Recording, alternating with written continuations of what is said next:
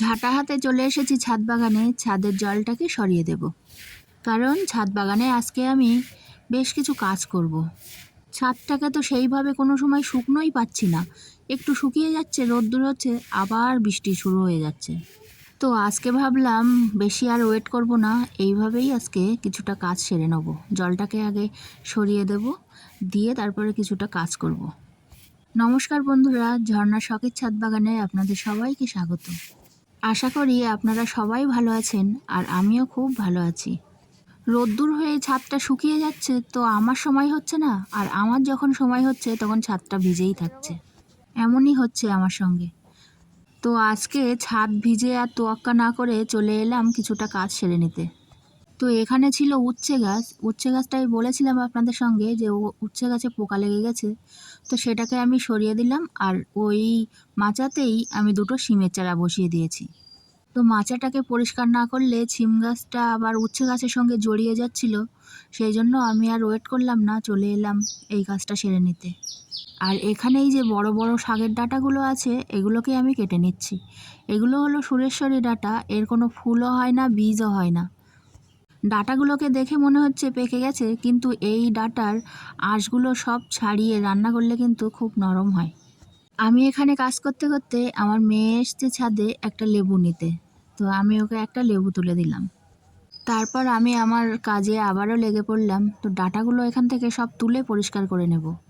আপনারা নিশ্চয়ই ভাবছেন এত ছোট মাচাতে শিম গাছ কী করে হবে, কিন্তু আমি বাজার থেকে এমন দানা কিনে এনেছিলাম যে গাছটা বেশি বড় হবে না, কিন্তু তাড়াতাড়ি শিম আসবে। ছোট গাছে শিম হবে। যেহেতু ছাদে লাগানো গাছটা, বেশি জায়গা কোথায় পাবো বলুন। তবে এ শিম গাছ আমি কিন্তু আগে কখনো লাগাইনি, এই প্রথম লাগালাম। আর এদিকে দেখুন ডাঁটা গাছটা এত লম্বা হয়েছে যে আমি একটু মেপে দেখছি যে আমার থেকেও লম্বা হয়েছে। দুখানা ডাঁটা তুললাম, বড় বড়, দুটোই আমার থেকে লম্বা। ডাঁটাগুলো তুলে আমি একটু মেপে মেপে দেখছি। আর এদিকে দেখুন জায়গাটা একেবারেই পরিষ্কার করে ফেললাম, ডাঁটাগুলো সব তুলে নিলাম, আর মাচাটাও পরিষ্কার করে নিলাম। পরিষ্কার জায়গায় খুব সুন্দর এবার শিম গাছটা লতাতে পারবে। পরিষ্কার জায়গায় মনে সুখে এবার শিম গাছটা ঘুরতে পারবে। আর এদিকে দেখুন আমি একটা বস্তা নিয়ে চলে এসেছি। এই যে গাছগুলো আমি তুলে ফেললাম, সেই গাছগুলো সব এই বস্তার মধ্যে রেখে দেব। আমি ছাদ বাগানে যত গাছপালা কেটে পরিষ্কার করি সেগুলো কিন্তু একটুও ফেলি না। কদিন আগে একটা বড় জলের ড্রামে আমি এগুলো রেখে রেখে মাটি চাপা দিয়ে রেখেছি, শীতকালের জন্য গাছ লাগাবো। সেই জন্য ওখানে এবার আর কিছু দেওয়া যাবে না, ওই জন্য আমি এই বস্তায় করে এখন রাখা শুরু করেছি।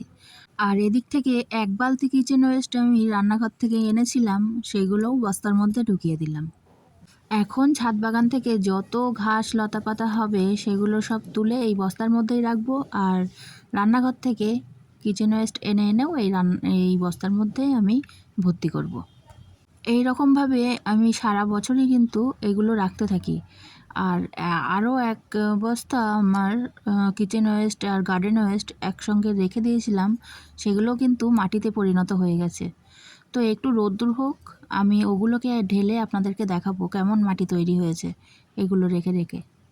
এগুলো থেকে কিন্তু খুব উন্নত মানের সার তৈরি হয়, আর ওই সার গাছে দিলে গাছটাও খুব সুন্দর হয়, আর ছাদ বাগানে মাটিও বাড়ে।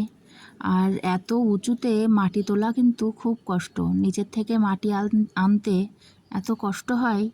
তো আমি এইগুলো থেকেই মাটি বাড়াতে থাকি। আগে কিন্তু আমার এত গাছ ছিল না মাটির অভাবে, এখন এইভাবে আমি মাটি তৈরি করে করে দেখুন প্রচুর গাছ তৈরি করে ফেলেছি। এইভাবে ছাদে মাটি করতে থাকলে পরবর্তীকালে আরও অনেক গাছ আমি লাগাতে পারবো। গাছের গোড়ার ঘাস টাসগুলো সব পরিষ্কার করে সবই আমি এই বস্তার মধ্যে রেখে দিচ্ছি। বেশ কিছুদিন হলো বৃষ্টির জন্য গাছেদের গোড়াগুলো পরিষ্কার করা হয়নি, তো দু একটা করে ঘাস সব গাছের গোড়াই হয়েছে। তো আমি খুঁজে খুঁজে সেগুলো নিয়ে সব বস্তার মধ্যে রেখে দিলাম। আর এদিকে এই গাছটা একটু বড় হয়েছে লাঠিতে ধরে দেওয়ার মতো।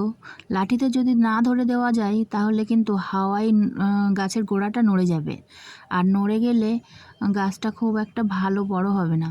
শুধু শিম গাছ বলে না, যে কোনো গাছেই গোড়া নড়ে গেলে গাছের গ্রোথ ভালো হয় না, সেই জন্য একটা সাপোর্ট দেওয়া দরকার। তো যাই হোক, ছাদ বাগানের কাজ আজকের মতো এটুকুই। এবার যাব রান্নাঘরে। দুধের সর দিয়ে ঘি বানাবো। আর এই শিমের চারা দুটো আর একটু বড় হলে তারপরে বসিয়ে দেবো। বেশ কিছুদিন ধরে দুধের সর ফ্রিজের মধ্যে জমিয়ে রেখে রেখে এক কোটো সর হয়েছে। এই সরটা দিয়ে আজকে আমি ঘি বানাবো। প্রথমেই সরগুলোকে কড়াইতে ঢেলে নিয়ে খুব ভালো করে মেখে নেব হাত দিয়ে। একটু সময় নিয়ে খুব ভালো করে মাখতে হবে সরটা। তারপর গ্যাসে কড়াইটা বসিয়ে নাড়তে থাকবো। একেবারেই সহজ পদ্ধতিতে বাড়িতেই বানিয়ে নেওয়া যায় খাঁটি ঘি। এই রকম ঘি কিন্তু বাজারে কিনতেও পাওয়া যাবে না। এই দেখুন সরের গা থেকে তেলটা ছেড়ে দিয়েছে। নাড়তে নাড়তে ঠিক ডিপ ব্রাউন কালার আসবে যখন, তখন ছাঁকনিতে ঢেলে দেবো। এইভাবে বাড়িতে ঘি বানালে কালার আর গন্ধ দুটোই কিন্তু দুর্দান্ত হয়। এই দেখুন কত সুন্দর কালার এসেছে। এবারে আমি কোটোয় ঢেলে নিলাম। একেবারেই পিওর খাঁটি ঘি।